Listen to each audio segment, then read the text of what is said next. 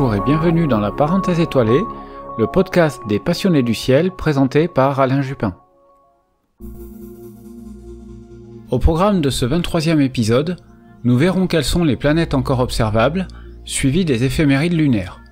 Nous passerons ensuite en revue l'agenda du mois avec les principaux phénomènes observables, et pour finir, avec les idées d'observation aux jumelles et au télescope. Ce mois-ci encore, ce n'est pas ce qui manque dans le ciel pour occuper vos froides soirées hivernales.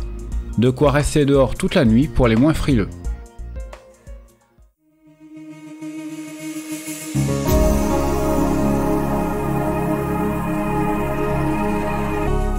La visibilité des planètes.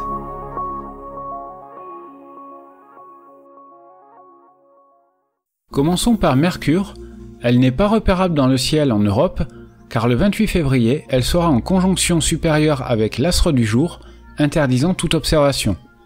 Sous les tropiques, l'orientation de l'écliptique offre de meilleures conditions d'observation. Elle transite dans les constellations du Sagittaire jusqu'au 5 février, puis traverse le Capricorne jusqu'au 21 et finit le mois dans le Verseau. Pour les astrologues, elle débute le mois dans le signe du Capricorne qu'elle quitte le 5 février aussi, pour entrer dans le signe du Verseau.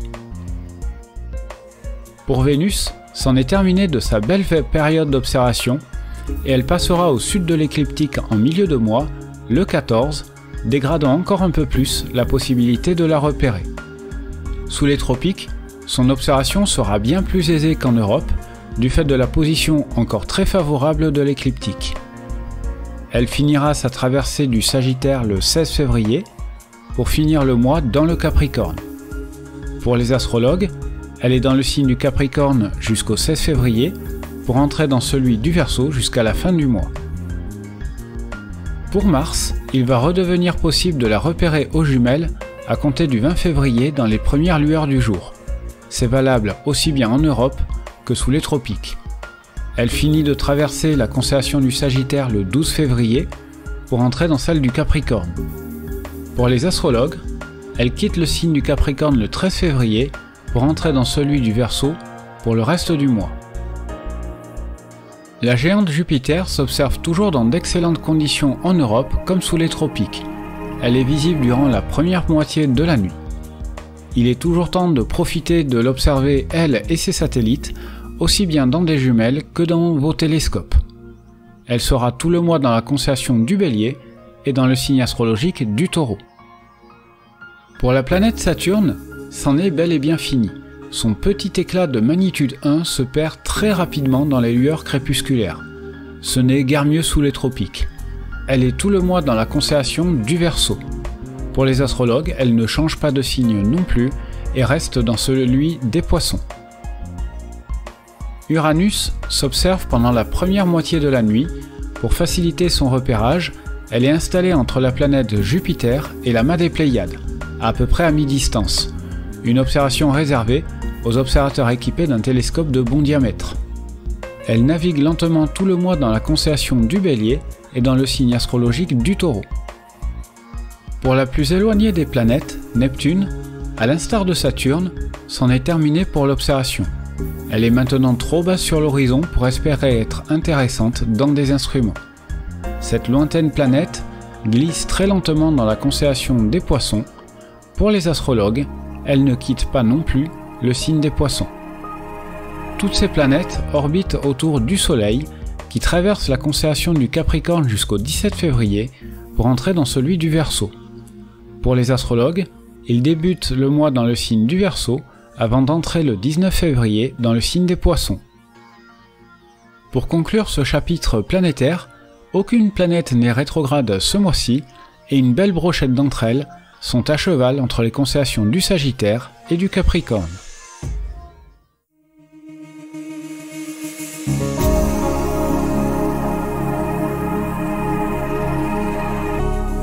Les éphémérides lunaires.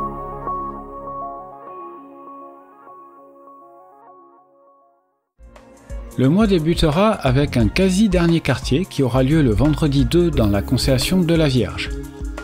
La nouvelle lunaison débutera le vendredi 9 avec la nouvelle lune dans la constellation du Capricorne. Le vendredi 16 février, ce sera le premier quartier visible dans la constellation du Bélier. Et nous terminerons le mois avec une pleine lune, le samedi 24 dans la constellation du Lion. Ce mois-ci, elle est surnommée la pleine lune des neiges, en référence au paysage souvent blanchi par les flocons en cette saison, dans l'hémisphère nord tout du mois. Pour les spécialistes, notons que la lune sera descendante sur son orbite jusqu'au 16 février, ensuite elle sera une lune ascendante jusqu'au 20 février, pour être de nouveau descendante ensuite évidemment. Elle croisera le plan de l'écliptique une première fois le 13 février, c'est le nœud ascendant, et une seconde fois le 27 février, c'est le nœud descendant. Le 10 février, la Lune sera au périgée, à 358 088 km d'éthérien. A l'inverse, le 25 février, elle sera à l'apogée, à 406 312 km.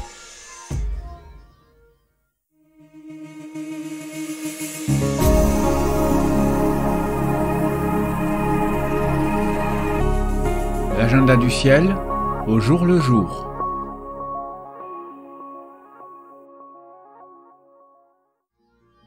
En ce mois de février, la Station spatiale internationale fera de jolis passages nocturnes tout au long du mois. Vous trouverez en description les liens pour savoir où et quand l'observer. En début de mois, profitez de l'absence de lune pour observer le Guéguinchin et la lumière zodiacale le soir. Le Guéguinchin se situe à l'est de l'amas de la Crèche, aussi appelé M44. Je vous renvoie vers mon 3e épisode d'octobre 2022 pour en savoir plus sur ces phénomènes. Du 5 au 12 février, la comète 144P Kushida, dont on a déjà parlé dans les précédents épisodes, traverse l'amas tauresque d'Eyad. Une balade céleste à suivre aux jumelles et pourquoi pas à immortaliser aussi en photo.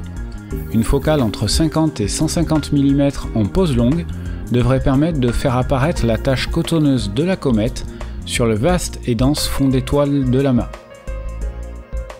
Le 10 février, c'est le Nouvel An chinois qui sera l'année du dragon.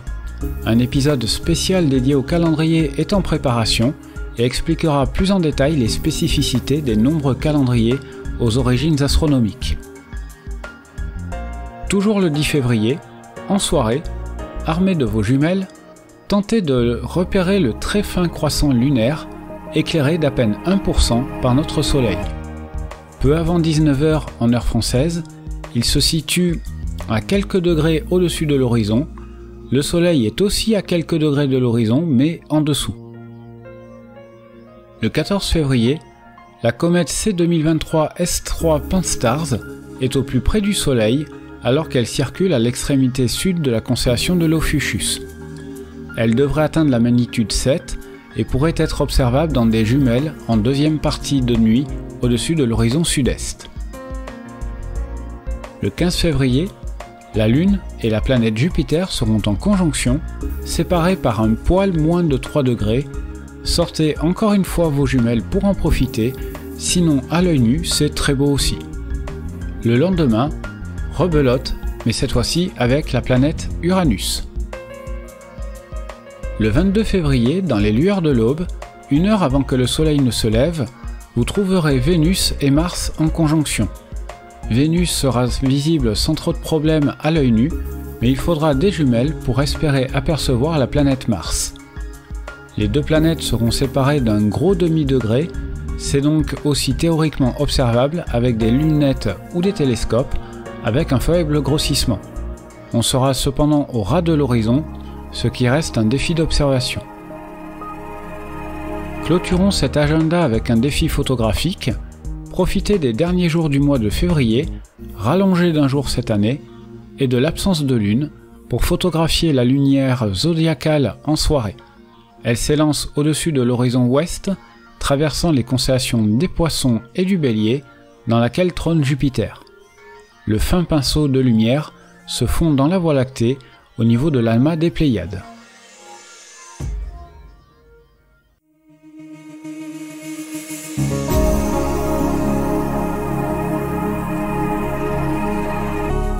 Les idées d'observation.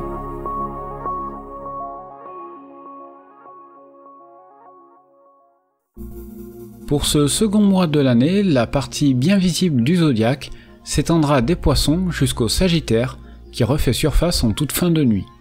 En milieu de nuit et en milieu de mois, le Lynx est accroché au zénith, entouré par les constellations de la Grande Ourse, du Lion, du Cancer, des Gémeaux et du Cocher, et enfin de la Girafe. L'incontournable star hivernale d'Orion est toujours là, mais profitez-en, elle va rapidement disparaître avec les jours qui rallongent. Avec l'aide d'une carte du ciel et surtout pas de votre smartphone, tentez de repérer l'immense constellation de l'Hydre, coincée entre le Lion et le Grand Chien. Elle met près de 6 heures à se lever entièrement pendant la première partie de nuit. C'est un petit défi, car formé d'étoiles peu lumineuses, il vous faudra un bon ciel pour voir son dessin. Sinon, rabattez-vous sur le repérage de la chevelure de Bérénice, coincée entre la brillante étoile Arcturus du Bouvier et Démonébola, symbolisant l'extrémité de la queue du Lion. Dans des jumelles, hormis les classiques de l'hiver abordés les mois derniers, je vous propose le splendide amas ouvert M35, situé dans les Gémeaux, plus précisément au niveau du pied de Castor. Il sera également superbe avec de faibles grossissements dans des télescopes. Il s'agit d'un amas ouvert de concentration plutôt faible, entre 50 et 100 étoiles. Il est situé à environ 2600 années-lumière de la Terre, pour un âge estimé à environ 100 millions d'années. Enfin, dans la chevelure de Bérénice que vous avez appris à repérer un petit peu plus tôt, je vous propose l'amas ouvert Melotte 111, connu depuis l'Antiquité, donc repérable et observable à l'œil nu.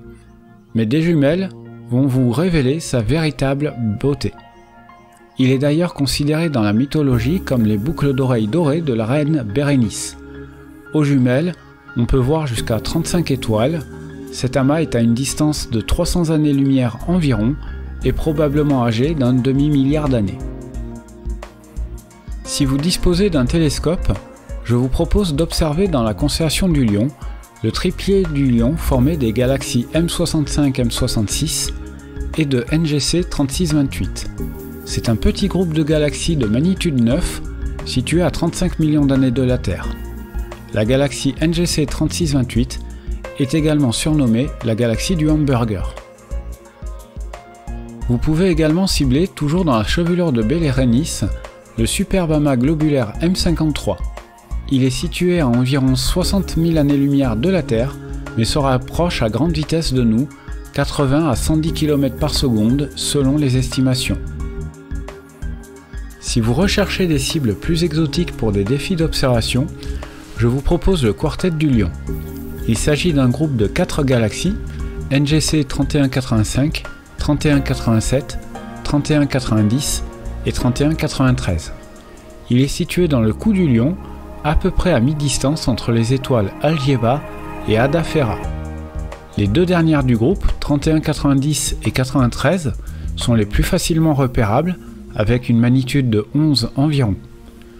La plus éloignée visuellement du groupe, NGC 3185, avec sa magnitude 12, demande un bon instrument, de bons yeux et bien sûr un bon ciel. La dernière du lot, avec sa magnitude 13,5, sera votre Saint Graal.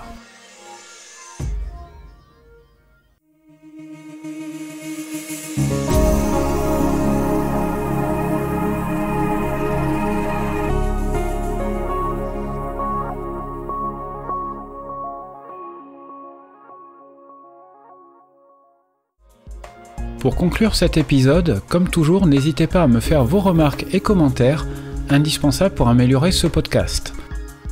Comme toujours, vous pouvez l'écouter sur Spotify, Deezer, Google et Apple Podcasts, et aussi également sur YouTube. Quelle que soit la plateforme, pour ne pas rater le prochain épisode, n'oubliez pas de vous abonner sur la plateforme en question, ou mieux à la lettre d'information mise en place cet été.